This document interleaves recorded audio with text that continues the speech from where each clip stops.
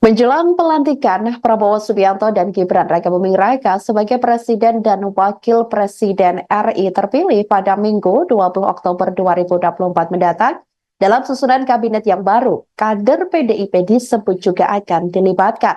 Direktur Eksekutif Trias Politika Strategis Agung Baskoro menilai secara institusional Prabowo membutuhkan keseimbangan transisi di legislatif.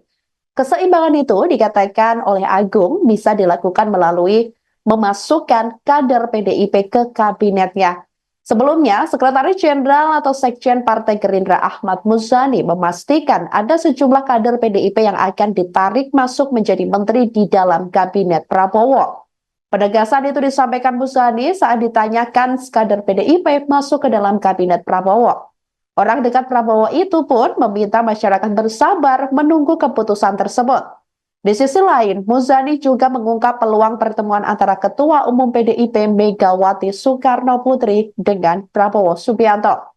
Dia memastikan keduanya pasti akan bertemu.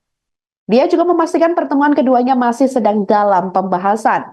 Nantinya Prabowo dan Megawati bisa bertemu sebelum maupun sesudah pelantikan Prabowo sebagai Presiden RI terpilih.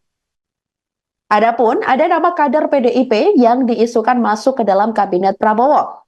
Keduanya masing-masing adalah Menpan RB Aswar Anas yang juga merupakan kader dari PDIP. Selain itu ada tokoh yang terafiliasi dengan PDIP yang dikabarkan akan bergabung ke dalam kabinet Prabowo. Dia adalah Kepala Badan Intelijen Negara atau BIN, Budi Gunawan.